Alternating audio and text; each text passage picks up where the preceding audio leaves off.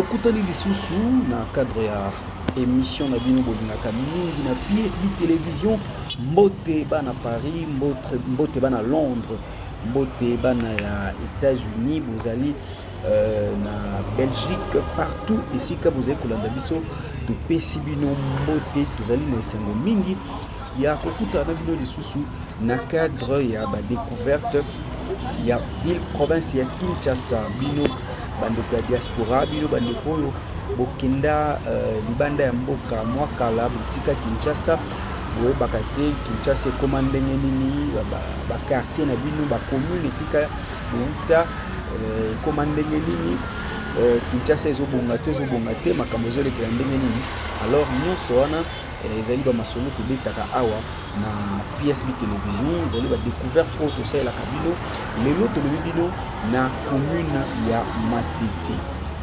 Commune ya Matete ezali moko ya bacommune ya ville province ya Kinshasa toza nango 24 communes donc commune ya Matete ezali moko ya bacommune ya ville ya Kinshasa ezali situé justement na district ya Moamba. Alors lelo tomemi bino bomona ndenge Matete ezali bomona ndenge Matete ekoma Matete na bino bolingaka mingi totala yango ensemble awa tozali juste na esika ezalaka arrêt Makasa kala ezalaka arrêt Makasa ezalaka awa donc pembeni wana ezali boulevard Lumumba esika pont Matete ezali donc awa tozali siko kokota nde na commune ya Matete po totala ndenge nini Matete ezali ndenge nini Matete ekoma Matete commune oyo ekenda sango makasi po ebimisi mpe bato ya ndenge na ndenge commune ya Matete ebimisi bamusicien lokola Fabregas lokola Félix Wazekwa bazali bana ya commune ya Matete. Matete ezali pe réputé makasi mpona sport pamba te Matete eyebani ke awa basportif bazalaka mingi en l'occurrence le très célèbre catcheur Edingwe moto na ngenge oyo auta kotika biso pe à son âme ye pe azali parmi ba grands notables awa na commune ya Matete sans oublier ba mécène oyo bakenda sango toyoka bakombo na bango na banzembo na batéâtre na bisika ya ndenge na ndenge neti kombo moko eyebani mpe mingi awa na commune ya Matete Somida ye pe azali mwana ya Matete. Alors tozali toujours kocontinue kotambola tolakisa bino ndenge Matete déjà bozo remarqué yango ke bakaniveau ezali bouché nde bomoni na esika oyo bakaniveau ezali bouché alors donc toyebi te nini ezosalama awa nini ezosalama te mais constat ezali ke bakaniveau ezali bouché constat ya liboso oyo tosaleli bino yango wana. Alors tozali toujours kopusana constat ya mibale ezali ke bon propreté c'est vrai qu'ezali nango penza ultra ezali penza chic te mais quand même tozomona jusque là tomoni nanu bafulu te minene ndenge ezalaka na bisika mosusu na bacommune mosusu mais au moins salité ezali quand même il faut te reconnaître yango bien que ezali mingi te ndenge ezalaka na bisika mosusu. Alors vous avez pu remarquer constat mosusu ezali que nzela oyo ezali ya kobukana otala na liboso kuna bomona ndenge bamoto na mituka ezali ralentir voilà pour que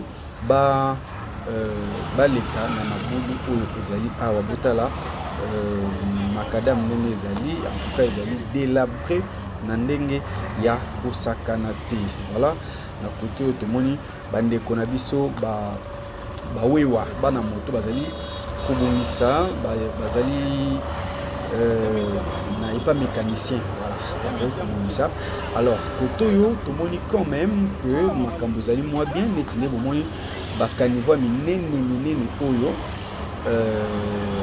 awa babandi kobongisa yango voilà félicitations na bakonzi ya mboka naloba likambo ya salite voilà salite yango wana bomoni donc félicitations na bakonzi ya mboka mpona ndenge bazali kobongisa awa neti nde bomoni bakaniveau ya minene oyo ezali ko bauti kosala yango sika bauti kobongisa yango parce que ezala déjà depuis kala bauti kobongisa yango nde bomoni badale wana ezali mpona kocouvrir. Alors topusani voilà tokomi awa tomoni ke bakonzi ya mboka bakangi nzela ezali mpona réhabilitation ya nzela oyo ezali komona. Alors nzela oyo ekei tout droit ti na quartier babengaka mboloko ezali juste pembeni wana tokopusana bokomona yango. Alors tozali kopusana tozali kolakisa bino matete oyo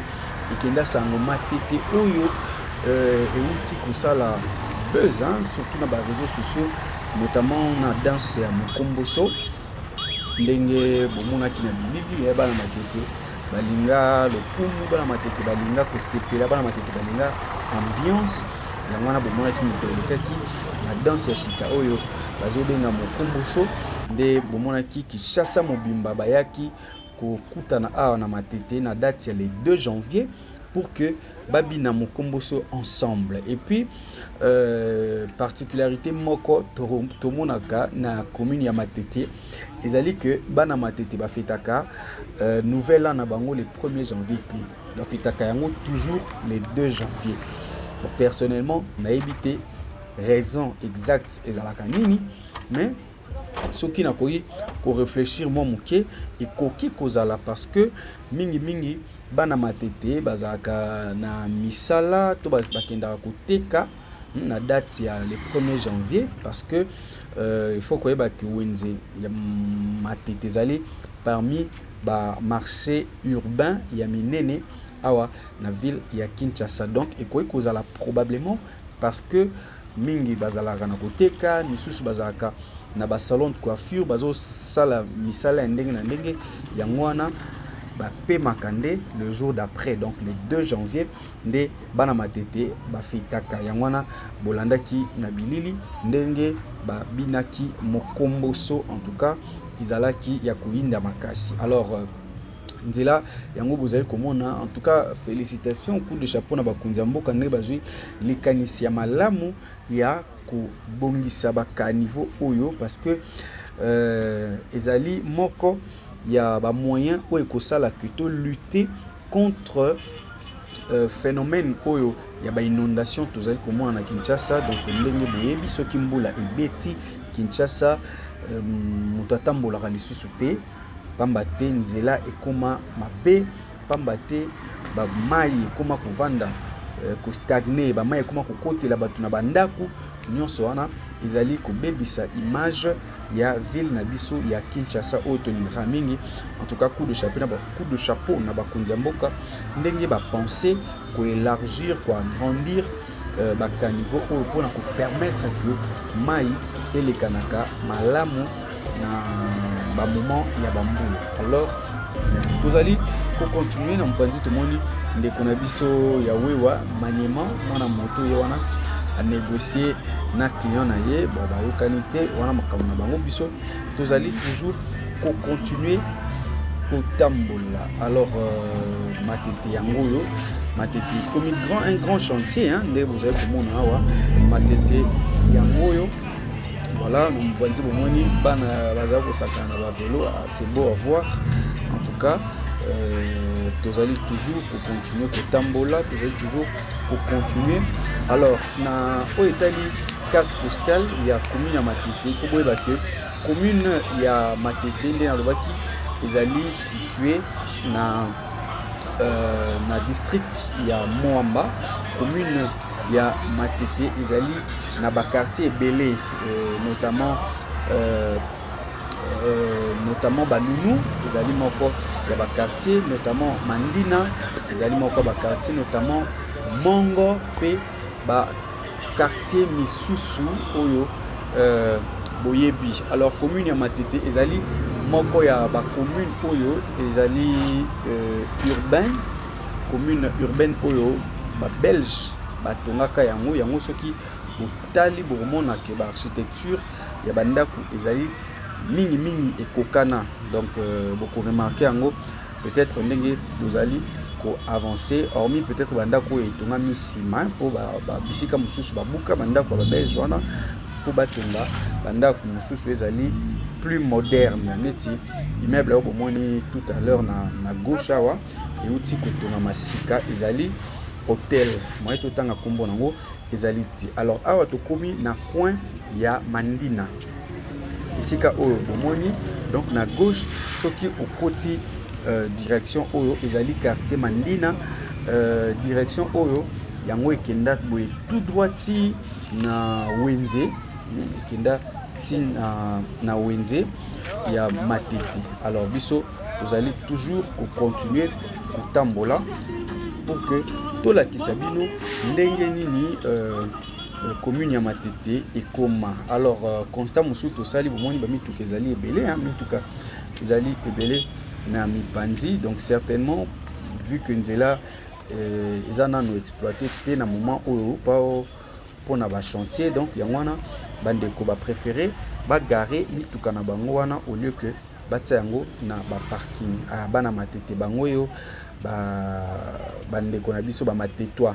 Alors de continuer kotambola commune ya Matete na banda ekoloba yango ezali voisine na commune ya Lemba, ezali pe voisine na commune ya Kisenso. Voilà commune ya Matete yango yo ndenge boyebi. Est-ce que échanger to ezakaka ndenge oyo bino bana Matete ya diaspora ndenge botika yango boyebisa biso ndenge bozali komona Matete na bino? Est-ce que échanger to ezali kaka ndenge botika yango? Soki échanger nini, échanger positivement to négativement, bokomela biso en tout cas na ba commentaire, ba observation na bino to ba appréciation na bino par rapport ya commune na bino ya Matete ndenge oboyebelaka yango na ndenge oyo ekomi lelo. Alors na banda ekoloba likambo ba caniveau yango wana bomoni bozali komona na ba image ba caniveau ezali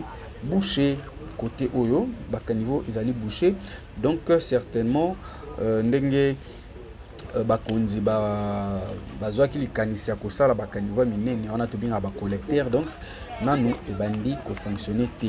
Mais constat au tosali yango oyo bino mo pe bozali ko remarquer yango ba caniveau ezali bouché, donc soki bakonzi bako accélérer misala wana ekende mbangu ekosunga ekosala bien makasi pour que makambo eleka malamu, pour que et décanter et désengorger ba caniveau au ezali koto. Alors vous allez toujours continuer au tambola visite na biso awa na commune ya Matete, commune oyo ekenda sango, commune oyo bolingaka mingi, commune ya Zozo Machine Zozo Machine na Yumadesh boyebi bango, donc bazali le duo au basala groupe Imper, donc musique populaire de la révolution ya mwana bango pe bazali bana ya Matete.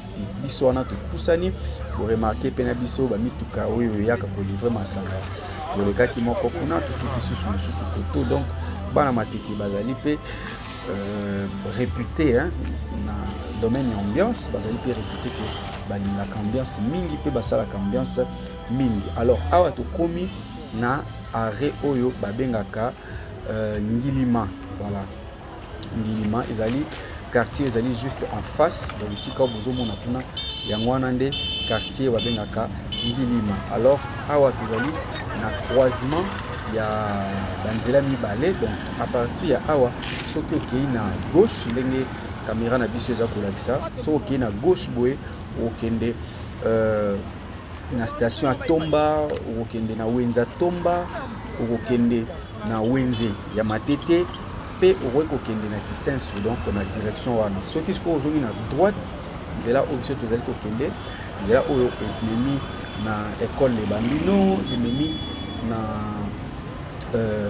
na sous-région na commune ya Lemba, donc ndenge okei boye okokabwana na Matete okota na Lemba. Donc soki okei dans l'autre sens okokabwana na Matete pour que okoma na commune ya Kisenso. Donc nzela wana nde ya wana bakendela Kisenso. Soko okei wana okoleka bakartier lokola Vitamine, okoleka bakartier lokola Mongo ezali donc na sens oyo mosusu oyo totiki na nsima na biso. Alors biso tozwi l'autre direction pour que emema biso ti na sous-région esika wapi peut-être probablement tokosukisa video na biso pamba te eyaki kaka tolakisa bino commune ya Matete. Donc tokomona bino boye nde tozokende bomona esika nini commune ya Matete na commune ya Lemba ekutana.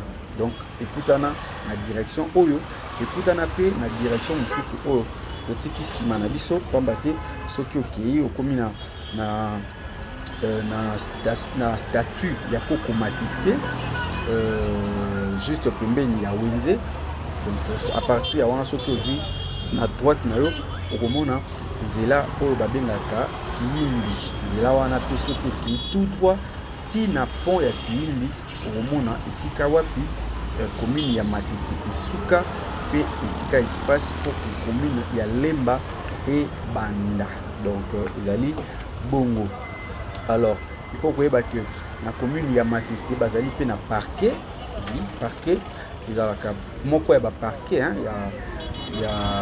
Kinshasa ezalaka awa pe na commune ya Matete. Donc s'agissant ya ba parquet, toza na parquet ya Njili ezali, toza na parquet ya Ngalema ezali, tozali na parquet ya Gombe ezali, et puis tozali pe na parquet ya Matete. Alors parquet ya Matete ezali juste pembeni na Wenze ya Matete. Donc totiki yango na nsima na biso na mopanzi awa tozali komona bandeko ba courageux bana Matete ya solo bango wana bazali konika mituka mosala oyo babengaka bon baloker.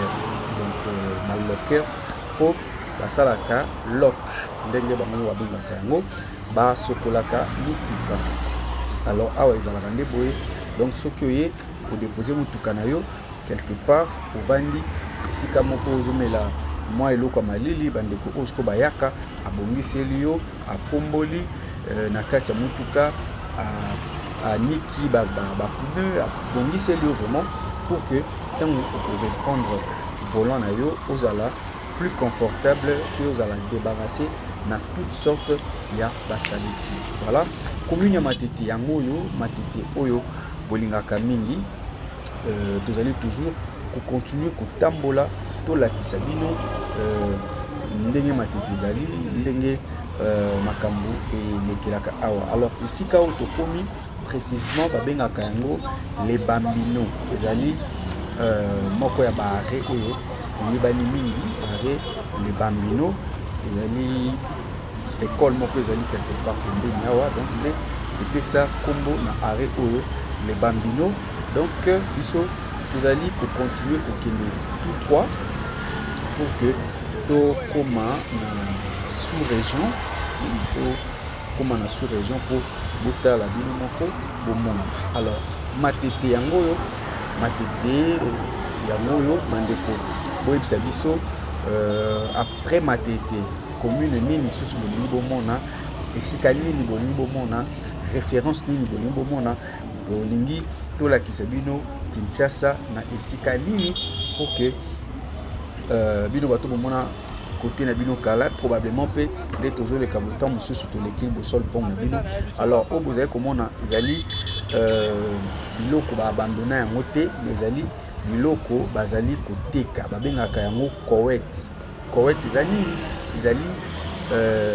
bandeko oyo bazali na biloko basalela déjà mais balingi ba revendre yango. Donc bayaka koteka yango awa à partir awa nde bandeko mosusu basombaka po bakende kosalela neti nde bozali komona bamesa bakiti basala manger nde bomoni ndeko oyo azali konégocier pour que asomba biloko ya Koweït. Alors bakoweït ezalaka mwa mingi neti armoire oyo mpe bazali koteka yango awa na wenze ya Koweït. Donc bakoweït ezalaka mwa mingi awa na Kinshasa, mais oyo ya Matete yango oyo. Alors wana esika batekaka biloko oyo bato déjà basalela donc seconde main yango wana bateka yango awa. Awa sikoyo tokomi na esika oyo commune ya Matete ekabwani na commune ya Lemba. Donc awa ndenge tozali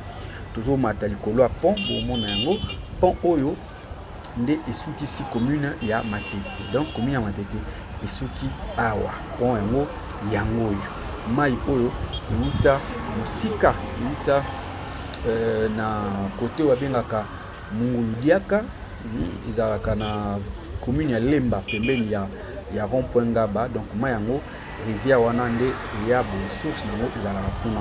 Alors nde bozali komona bakonzi bazali kobongisa yango pamba te place oyo ekomaki vraiment salité ekomaki fulu et puis tolobaki likambo ba inondation. Donc au parti oyo ezali côté oyo bana Matete basufraka makasi na likambo tali inondation o mai ya mbula soki ebeti ekotelaka bango na bandako. Gloire à Dieu bakonzi bakanisi bango en tout cas longoni na bakonzi il faut toloba pe makambo oyo ezali kotambola malamu ndenge bomoni biloko ya liboso basali bacure nanu rivière wana mpo linango ezala monene mpe profondeur nango ezala mwa mingi et puis bazali kobongisa yango. Donc place wana bakosala nzela moko ekobima ti na quartier Lumumba donc na échangeur. Donc en tout cas félicitations na bakonzi ya mboka ndenge bazwi makanisi wana ya malamu ya kosunga bandeko oyo bazalaka pene ya rivière oyo pour que atambula ebeti bazala lisusu victime. Donc vous comprendre certainement que tokoti déjà na commune ya Lemba pamba te nayebisaki bino que mai nde kaboli commune ya Lemba na commune ya Matete. Donc ndenge totraverse pont wana oza lisusu na commune ya Matete te tokoti siko na commune ya Lemba. Alors Lemba yango Lemba commune ya baintellectuel Lemba oyo ekinda sango Lemba oyo yebi Lemba oyo bomutaka mingi bien que lelo toye kosala carte postale ya commune ya Lemba te biso toyaki mingi kolobela commune ya Matete mais lokola ezali ba voisine et que ezali na trajectoire na biso de profiter tolakisa bino yango pe bomona ndenge commune ya Lemba ekoma ndenge commune ya Lemba ezalaka Lemba oyo ya bakofi olomide le quadre pour aman azali mwana ya Lemba ya ba Hugo Tanzambi kwele pe à son âme Kolo Devise yepe azalaki mwana ya Lemba pe zana ba notable nango ebele. Lemba ezali réputé pour la culture Lemba ezali réputé pour la qualité ya ba habitants nango parce que on le dit que ezali commune ya ba intellectuel et aussi une partie ya université à Kinshasa ou sinon une grande partie ya université ya Kinshasa ezali bongo na kati ya commune ya Lemba. Alors Lemba yango ezali kopusana poto koma na sous-région isika wapi kosilisa vidéo na biso pour que bomona ndenge sous-région ekoma biso wana tozali kotambola bana Lemba bangwana tozali komona bango na bilili. Alors Lemba yango est-ce que Lemba ezali propre, est-ce que Lemba ezali salité, est-ce que Lemba eleki Matete na propreté, est-ce que Lemba eleki Matete na kitoko. En tout cas débat est ouvert bana Lemba bokoma ba observation na bino na ba commentaire bana Matete pe bo se défendre sur base ya ba image au bino moko moni. Donc ezali kaka même nzela oyo yango euti na Matete pe eki na Lemba. Alors libaya omoni yango wana ba marqué taux de dollar. Donc lelo taux ezali na 22 500 francs. 22 500 francs. Bakonzi mboka ba réussir quand même pour maîtriser taux à dollar après la spéculation et nous taille koleka oui bien on a là mon taux à dollar et comme qui na 28 500 francs voire même 29 000 on a $10 bakondi basalaki effort ekitaki na 22 mo ba spéculation eyaki bato mosusu bakomaki kochanger dollar na 18 000 mais lelo maîtriser quand même tozali kochanger yango na 22 500 francs. Alors tokomi na sous-région yango à partir ya sous-région ezali Carrefour monene à partir ya awa vous avez la possibilité ya kokota matete na nzela autouti à partir ya awa ozali pe la possibilité ya kokende Super Lemba à partir ya nzela oyo tokokoma wana kala mingi te nzela yango babengaka Kianza yango wana. Donc vous avez la possibilité de Super Lemba et à partir de Super Lemba vous avez la possibilité de komati na commune ya Ngaba.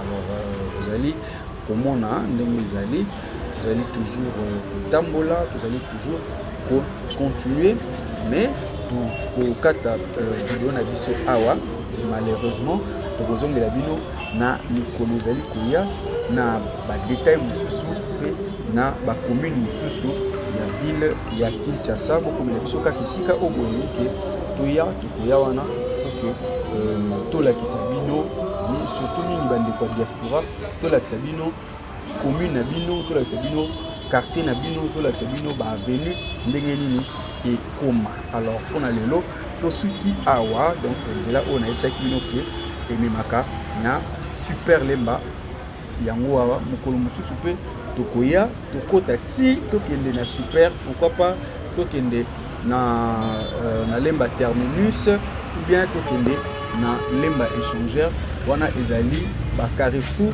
ya commune ya Lemba. En tout cas merci beaucoup ndenge bozaki ebele ya kolanda biso bisika nyonso topesi bino merci pour la confiance et pour la fidélité au continuer pour renouveler na chaîne na bino soki bo sepeli na balade na biso ya mokolo lelo beaucoup la biso et surtout beau partager vidéo pour na bandeko ko nanu batala yango te ko bosana te soki ozali nouveau pour s'abonner et pour activer cloche à notification pour que tu agrandir famille na biso PSB tokoma toujours ebele pe tokozala wana toujours pona ko servir bino tokutani bongo na mikolo zali koya. Merci, bye bye.